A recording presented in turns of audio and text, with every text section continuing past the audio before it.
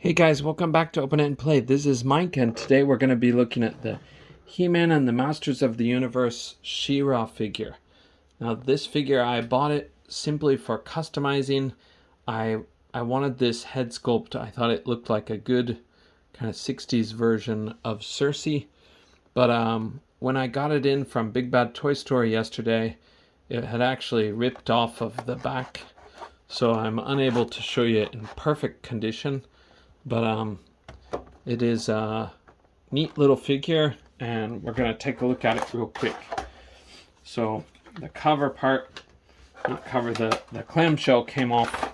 I really like the aesthetic that they used here. Cartoon collection. It really reminds me of the old cartoons from my childhood. And we have this part. Now, I don't know a whole lot about Masters of the Universe because I was never deeply into it.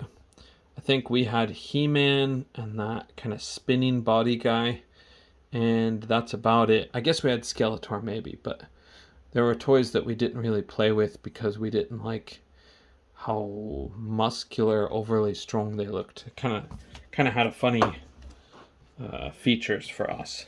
We did like to squish He-Man's head to make his face look weird and deformed. I guess we were goofy kids, and this one does come with this little mini comic inside, which is kind of cool.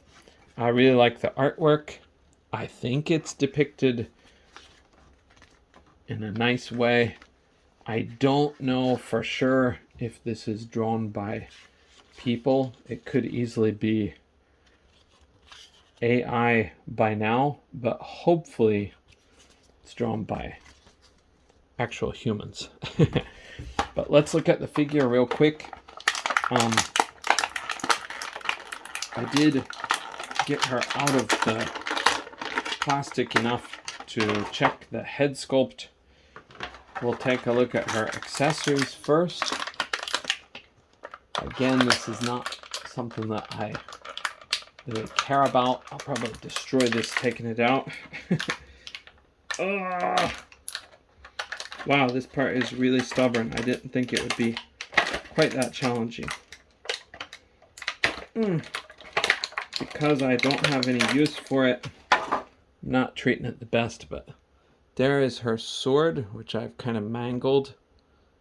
And did it focus? Okay. There's her sword, which I sort of mangled in the middle, but I think it's okay. No permanent damage. And I guess this is a shield. Is that right, guys? I guess it's a shield. It looks like a shield, unless it's like something to help her fly. But I don't know anything about She-Ra, except her name reminds me of Sheena, the movie, old movie, and Shauna the She-Devil. I guess there's a lot of Sha names. But here's the figure. It's kind of cute and nostalgic and kind of quaint for me. But it's made of a very soft plastic, so it's rubbery. But the head sculpt, is what I wanted, and that's the only thing I'm really focused on. But I do want to show you the rest of the figure while I'm taking it out. I managed to destroy her in the process, so I'll try to put her back together here. It is really easy to disassemble the figure. This part comes off. Okay. And she's got a dumbbell joint in here, so that gives you a pretty good posability, I think, for what kind of figure she is and for the price. But you can see she can't look up a lot because of her hair, but she can look down a little bit, and she's got plenty of attitude to kind of look around wherever she wants. Okay, and then her arms are on a ball and hinge, so her arms will go up like that. They'll go all the way around, though it is pretty hard. And then she has single jointed elbows that are just kind of plugged into this part. She has that kind of unsightly elbow, but she's also got these little arm guards. And she has hinges at her wrist, and her wrists will swivel or twist. Okay, then she has the joint at the middle. Can't bend there, but she can bend her legs to bend down, bend back a little bit. Like I said, this plastic is soft, so okay. And her joints can kick up pretty far if you push it. And then her knees are a single joint with the little unsightly kneecap part there. She has boot cut, which is nice. It's hidden down inside there.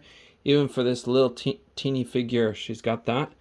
And then she has ankles that hinge and pivot. So she's got a lot of flexibility for what she is. She's a very simple, small toy, but I think it's quite cool. If I was into He-Man, I think I would like to collect some of these, but just not into He-Man, so it's not very appealing and is never going to be appealing, really.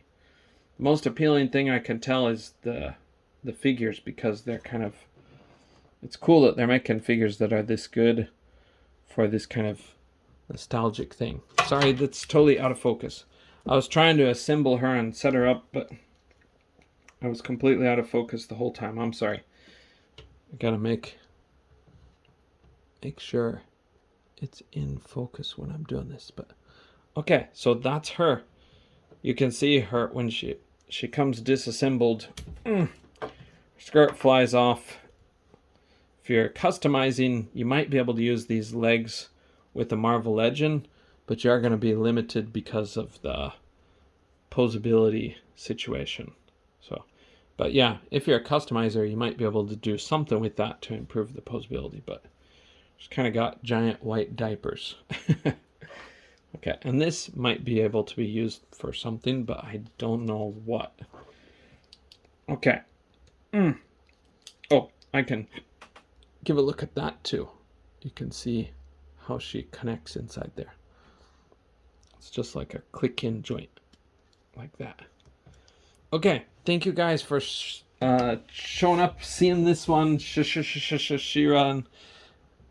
I'll see you in the next video. The most powerful woman in the universe.